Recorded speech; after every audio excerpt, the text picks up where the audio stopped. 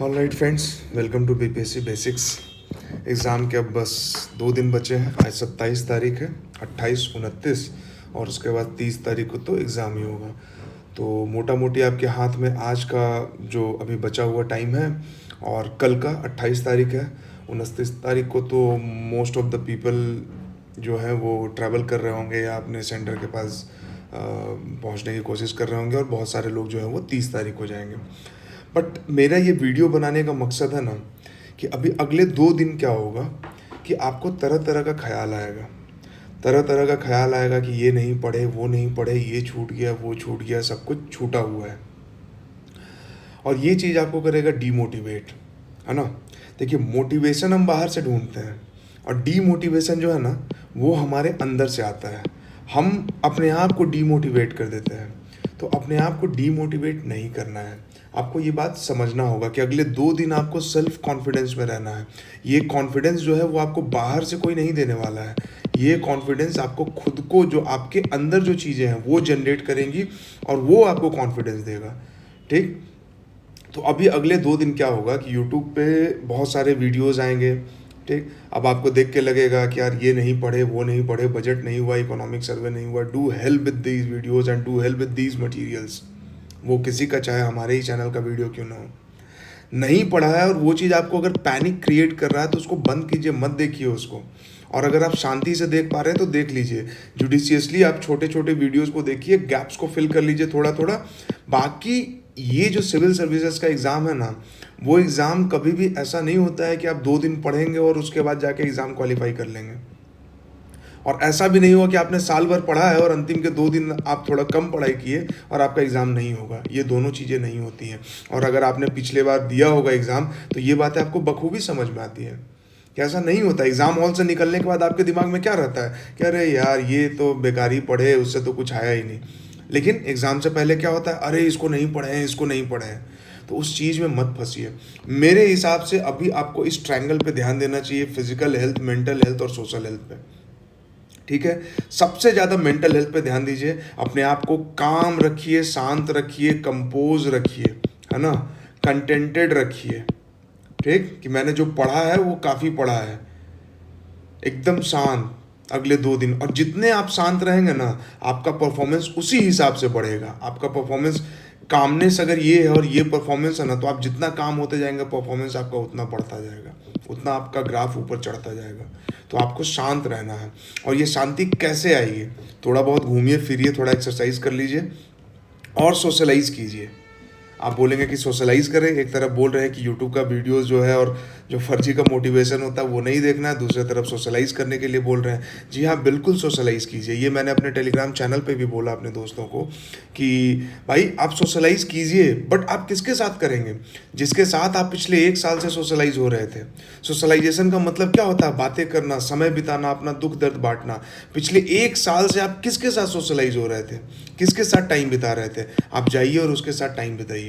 आप उससे बात कीजिए, उस दोस्त से बात कीजिए जो बोला कह रहे नहीं यार तुम बनोगे, तुम निकालोगे बीपीएससी, तुम क्वालिफाई करोगे। ना कि यूट्यूब के उस वीडियो पे जाइए कि जो मतलब बस अपने हिडन एजेंडा, अपने हिडन मोटो को लेके चलता है और मोटिवेशन के नाम पे आपके अंदर एक फियर साइकोसिस क्रिएट करता है, आपके अंदर एक डर पैदा करता है और फिर एक अपने लिए स्पेस और डोमेन बनाता है कि लड़का मेरे यहाँ एडमिशन लेगा या मेरे यहाँ पढ़ाई करने आएगा। Do help with all those kind of motivations. आप सोशलाइज कीजिए उससे जिसके साथ आपने 1 साल समय बिताया, 2 साल समय बिताया, पिछले 6 महीने बिताए हैं। आप घर पे होंगे, बाहर होंगे, कहीं भी होंगे। मैंने यही बात टेलीग्राम पे भी बोली तो कई सारे एस्पिरेंट्स ने बोला कि भाई आप इसको यूट्यूब पे बोल दीजिए तो लोगों को थोड़ा सा क्लैरिटी आएगा। I don't think that I am मैं किसी उस जगह पे हूँ कि आपको क्लैरिटी दे सकता हूँ या मुझे कोई राइट है कि मैं आपको कोई सजेशन दूं। बट हाँ, एक चीज़ है कि मेरे पास एक्सपीरियंस है और मैं अपने एक्सपीरियंस को शेयर कर सकता हूँ। एग्ज़ाम को देने का, क्वालिफाई करने का जो एक तरीका होता है, जो एक पैटर्न है, उस चीज़ को लोगों से छुपाया जाता है। तो खैर इन चीज़ों पे बाद में बात करेंगे, बट अभी सोशलाइजेशन की बात करें कि सोशलाइजेशन क्या। आप सोशलाइज हुए थे अपने उस टेबल और अपने उस चेयर के साथ जिस पे आप बैठ के पढ़ाई किए, अपने पेन स्टैंड के साथ, अपनी किताबों के साथ, अपने उस कलम और कॉपी, जो भी चीज़ें आपके सामने थी आप उसके साथ सोशलाइज हो रहे थे। तो अगले 2 दिन आप उसी के साथ सोशलाइज होइए, ना कि फर्जी मोटिवेशन फर्जीवाड़ा के साथ सोशलाइज होना है। आप जिस बिस्तर पे सोते थे, जो गद्दा दब गया आपके सोने से, आप उस गद्दे पे ही जाके लेटिए, बोलिए कि यार तुमने बहुत साथ दिया, थक के जब हम आते थे तो तुम ही अपने गोद में हमको सुलाए। आप सोशलाइज होइए जाके उस खिड़की से, जिस खिड़की के पास खड़े होके आप चाय दूध पानी जो भी पीते थे, जिस खिड़की से बात करते थे आप, जब आप दुखी होते थे और खिड़की के पास खड़े होते थे, वो खिड़की बेचारा टुकुर टुकुर आपको देखता था। जो खिड़की आपको बाहर से ठंडी हवा ला के दिया है, जो खिड़की बाहर का नज़ारा आपको दिखाता है, जो खिड़की आपको मोटिवेशन देता है कि एक दिन इस खिड़की से बाहर तुम निकलोगे और बाहर की दुनिया में अपना नाम कमाओगे, उस खिड़की से सोशलाइज होइए। जाइए चुपचाप शांति से आंखें बंद करके, मुंह बंद करके, कान बंद करके, बस वहां पे खड़े रहिए, देखते रहिए उसको। सोशलाइज कीजिए अपने आप को उस आईने के साथ, जिस आईने में आप अपने आप को देखते थे और अलग अलग रूपों में खुद को इमेजिन करते थे। जो आईना आपको अपनी तस्वीर दिखाता था, जो दिखाता था कि तुम्हें अभी और मेहनत करने की जरूरत है। जो आईना कभी कभी आपको बोलता था, कह रहे बाबू तुम डीएसपी एसडीएम लग रहे हो, तुम डीएम एसपी बनने लायक लग रहे हो। तो जब 1 साल आप उसके साथ समय बिताए, तो अभी आखिरी के 2 दिन 3 दिन 4 दिन क्यों उसको छोड़ रहे हैं? आप उसी के साथ रहिए, उसी जोन में रहिए और उसी जोन में जाके एग्जाम दीजिए, एकदम नॉर्मल बच्चे की तरह जैसे आप पहले थे। आज कोई फर्जी का फौजी बनने की जरूरत नहीं है, बिल्कुल नहीं है। आप जिस तरह से पढ़ाई कर रहे थे उसी तरह से, उसी कंटिन्यूटी में जाइए और एग्जाम को देके आइए। आप यहां तक चलते आ रहे थे और अचानक से एक ऐसा जंप या एक ऐसा गड्ढा खोदने की कोशिश कर रहे हैं, मत कीजिए इसको।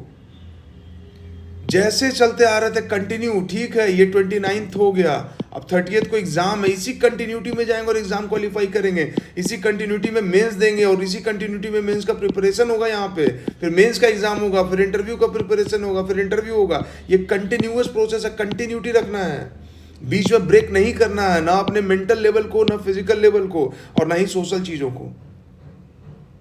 नहीं तो घर से निकलते के समय कोई पीछे से टोक देगा कि इस बार बन के आना बाबू, और आपके दिमाग में हो जाएगा एक प्रेशर क्रिएट कि अरे यार बगल वाला बोल दिया कि अच्छा इस बार बन के आना है, अब तो दिखाना पड़ेगा उसको। नहीं भाई, हुआ नहीं हुआ हमको नहीं मतलब है, हम पढ़े थे और हम एग्जाम देने जा रहे हैं, ये मेरा काम है, ये काम करना हमको। मेरा काम पढ़ना और मेरा काम एग्जाम देना है, अपने पढ़ाई को ठीक करना है, आखिरी समय पे खुद को ठीक रखना है। मेरा काम दूसरों को खुश करना नहीं है, अपने फर्जी दोस्तों को खुश करना नहीं है, फर्जी रिश्तेदारों को खुश करना नहीं है, और फर्जी का मोटिवेशन लेना भी नहीं है। तो इस पर ध्यान दीजिए और ये काम करना है। जब आप मेंटली फिजिकली फिट रहेंगे आप खुश रहेंगे, और जब खुश रहेंगे तो आपके एग्जाम का परफॉर्मेंस जो है ना, जो ऐसा जाता रहेगा वो ऐसा ग्राफ बढ़ेगा ऊपर। छोटी छोटी चीज़ों को करिए, छोटा छोटा रिवीजन कीजिए, एकदम स्मॉल 2 मिनट 3 मिनट का रिवीजन कीजिए, जो एकदम इकोनॉमिक सर्वे कर लिया, बजट कर लिया, ठीक है हो गया, हाँ पेज पलट लिए, किताब उठाइए, पन्ना पलटिए कि सब पढ़ा हुआ है। Great things are not done by impulse, impulse में आके काम मत कीजिए, but by series of small things brought together. छोटी छोटी चीज़ों को जब हम जोड़ते हैं ना, बूंद बूंद से समंदर भरता है। बहुत क्लीशे सा, बहुत साधारण सा बात है, बट बहुत इंपॉर्टेंट बात है। So just believe your self, have self confidence, छोटी छोटी चीज़ों को कीजिए, इम्पल्स में मत जाइए। इम्पल्स क्या करता है, इंसान से गलत कदम उठाता है, गलत कदम उठवाता है। इम्पल्स में नहीं जाना है, और इम्पल्स में बहुत सारा एनर्जी होता है, और एनर्जी पॉजिटिव भी हो सकता है, नेगेटिव भी हो सकता है, और आपकी नेगेटिव एनर्जी को कोई और हार्नेस करना चाहता है अपने फायदे के लिए, और इसलिए इम्पल्स क्रिएट कराने का टाइम होता है लास्ट टाइम, एग्जाम के पहले का जो 5 दिन 7 दिन 2 दिन होता है, इम्पल्स क्रिएट करवाया जाता है। एग्जाम के जस्ट बाद इम्पल्स क्रिएट करवाया जाता है कि मेरा ये पढ़ लेते तो हो जाता, मेरा वो पढ़ लेते तो हो जाता। तुम्हारा खुद क्यों नहीं हो गया?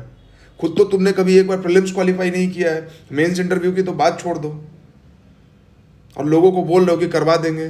करवा सकते हैं, ऐसी बात नहीं है कि नहीं करवा सकते हैं, बट यार किसी के अंदर नेगेटिविटी मत क्रिएट करो, किसी को परेशान मत करो। इतने टाइम से आदमी मेहनत कर रहा है,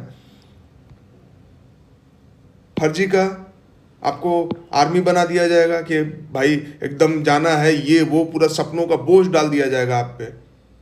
साधारण सा स्टूडेंट बन के जाना एग्जाम देने के लिए, फर्जीवाड़ा मत कीजिए, किसी के फर्जी चीज़ों में नहीं फंसिएगा कि जाते समय मोटिवेशनल किसी का टॉक सुन लिया किसी टीचर का, do hell with that motivational talks. अरे आप खुद सेल्फ मोटिवेटेड है भाई, क्या आपने अपने माँ बाप का चेहरा नहीं देखा है? आपको अपने माँ बाप का चेहरा कोई और दिखाएगा, कोई और बोलेगा कि तुम्हारे माँ बाप का सपना है, तुमको पूरा करना है, और तब आपको रियलाइज होगा कि अच्छा ओ मेरे मम्मी पापा का सपना है, मेरे घर वालों का सपना, अब हमको पूरा करना है। He was not aware of these facts, these things. Fees तुम्हारा तुम्हारे पापा मम्मी भर रहे हैं, तुम्हारे घर वाले भर रहे हैं, तुम्हारा दुख सुख सब वो देख रहे हैं, और तुमको लास्ट टाइम पे कोई और बताएगा कि तुम्हारे मम्मी पापा का सपना है बाबू पूरा करना, ये करना वो करना, झंडा गाड़ देना, उखाड़ देना है, गिरा देना है, कबाड़ देना है। फर्जी फौजी नहीं बनना है। एक नॉर्मल स्टूडेंट जैसे आप थे, एक नॉर्मल एस्पिरेंट जैसे आप थे, नॉर्मल एस्पिरेंट बन के पढ़ाई जैसे आपने किया, नॉर्मल एस्पिरेंट बन के जाके एग्जाम दीजिएगा। This is just an exam, keep calm and it's just an exam, nothing else. कुछ और नहीं है। एकदम शांति के साथ बैठना है, अपना पेपर देना है, पेपर दे के आना है। निष्काम कर्म कृष्ण जी कहते थे। सो अगले 2 दिन सिर्फ अपने आप को दीजिए, शांत रहिए, खाना खाइए, अपने आप को शांत रखिए, पढ़िए, रिवाइज कीजिए, और खुद पे विश्वास रखिए, सेल्फ कॉन्फिडेंस, सेल्फ ट्रस्ट कि हम जो पढ़े हैं वही आएगा। 150 क्वेश्चन है और कट ऑफ 150 नहीं जाता है, कट ऑफ 90, 92, 95 गया था, और इस बार कट ऑफ और कम जाएगा, 80s में जा सकता है। तो आपको 150 क्वेश्चन नहीं करने हैं, अपना लोड उतार लीजिए, और जो करेंगे अच्छे से करेंगे, बेहतरीन तरीके से करेंगे। तो जब आप एक नॉर्मल इंसान रहते हैं ना तो बहुत अच्छा परफॉर्म करते हैं, ठीक है। लेकिन जब आप फर्जी का फौजी बनते हैं ना तो आप क्राइम करने लगते हैं अपने आप के साथ। शाहिद कपूर ने सोसाइटी के साथ क्राइम किया, लेकिन आप अपने आप के साथ क्राइम करने लगते हैं। तो वो क्राइम नहीं करना है, अपने आप को खुश रखना है, अच्छा रखना है, और मस्त होके 2 दिन रिवाइज करना है, और मस्त होके जाना एग्जाम देने के लिए, एकदम मस्त होके, बिना किसी लोड के, बिना किसी सपनों के बोझ के। एसडीएम और डीएसपी बनेंगे, बनना है, लेकिन एसडीएम और डीएसपी जीवन का आखिरी मंजिल नहीं है।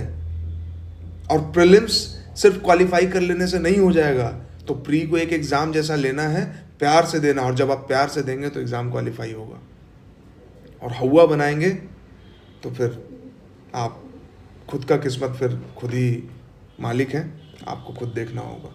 तो मेरा आप लोगों सभी से यही रिक्वेस्ट रहेगा भाई कि फॉलो कीजिए इस ट्रायंगल को, थोड़ा सा एक्सरसाइज कर लीजिए, थोड़ा मेंटल हेल्थ पे ध्यान दीजिए, और सोशलाइज कीजिए, लेकिन बस उसी के साथ जिसके साथ पिछले 1 साल आपने किया है। अपने आप को शांत रखिए, छोटी चीज़ों को कीजिए, फर्जी का फौजी मत बनिए, एक नॉर्मल एस्पिरेंट बन के जाइए एग्जाम देने। और दिमाग में एक बात याद रखिए कि keep calm and it's just an exam. 150 में आपको 90 नंबर लाने हैं, 92 नंबर लाने हैं, ठीक है। तो यही बात कहनी थी, and do your things. Best of luck आप सभी को, बहुत बहुत आपका best of hard work, best of luck, और जो भी बेस्ट होता है सब आप लोग के साथ हो। भगवान, ईश्वर, अल्लाह सब आपके साथ हो, आपकी किस्मत आपके साथ हो, आपकी मेहनत आपके साथ हो, है ना। और किस्मत और मेहनत जब हम बोलते हैं तो हमको कर्ण और अर्जुन का कहानी याद आ गया, तो थोड़ा सा वो भी आपको बोल देते हैं कि कर्ण और अर्जुन में क्या डिफरेंस था। कर्ण ज़्यादा पढ़ा था, ज़्यादा पढ़ा लिखा था। अगर अर्जुन के पास AK-47 था तो कर्ण के पास AK-47 के साथ AK-56 भी था, लेकिन फिर भी कर्ण हार जाता है और अर्जुन जीत जाता है। क्यों? क्योंकि अर्जुन का दिमाग शांत था और कर्ण का दिमाग विचलित था कि हमको जीतना है, जीतना है, जीतना है, जीतना है, बचपन से जीतने का ख्वाब देखते आए हैं। और अर्जुन क्योंकि ये सब चीज़ कर चुका था तो उसका दिमाग शांत था, उसको एक अच्छा गाइड कोच मिला हुआ था, कृष्ण जी उसको गाइड कर रहे थे। अरे झमेला में नहीं पड़ना है, लड़ाई है, निष्काम कर्म करो, अपना काम करो, जो होगा देखा जाएगा। और कर्ण के साथ क्या था, दुर्योधन बोला था कि नहीं मित्र, जीतना ही है इस जंग को, तो कभी कोई और कुछ बोल रहा है, कोई और कुछ बोल रहा है, मानसिक रूप से विचलित था। तो अगर आपने महाभारत देखा होगा तो देखा होगा कि किस तरह से उसका अंतिम समय में रथ का पहिया मिट्टी में फंस जाता है और उसका जो सारथी है मद्र नरेश वो मना कर देता है, तो उसको खुद आके उतर के निकालना पड़ता है, और अर्जुन जो है फिर उसका वध करता है, तीर चलाता है उस पर। और ये जब याद करने की कोशिश करता है तो उसको अपना ज्ञान ही नहीं याद आता है, लुप्त हो जाता है। तो कृष्ण जी बोलते हैं कि तुम्हारा ज्ञान इस स्थिति की वजह से नहीं लुप्त हुआ है, श्राप की वजह से नहीं लुप्त हुआ है,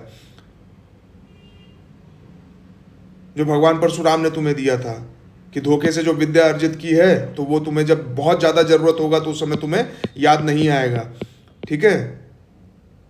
ये ज्ञान इसलिए लुप्त हो गया क्योंकि इसका दिमाग विचलित था। सारा ज्ञान दिमाग में होता है, और दिमाग जब हौच पौच होता है तो कुछ याद नहीं आता है। तो इसको कुछ याद ही नहीं आया कि अपना कट्टा कहाँ रखे हैं, अपना सिक्सर रिवॉल्वर कहाँ रखे हैं, अपना AK-47 कहाँ रखे हैं। नहीं निकाल पाया, लोड नहीं कर पाया कि कैसे लोड किया जाता है। और तब तक उधर अर्जुन को कृष्ण जी बोले कि भाई देख क्या रहो, लोड करो, ठोको इसको। अर्जुन लोड किया, चला दिया, खत्म हो गया कर्ण। तो कर्ण मत बनिए, अर्जुन बनिए। दिमाग शांत रखिए और बस गेम को गेम की तरह लीजिए, nothing else. That's it from my side. Thank you very much.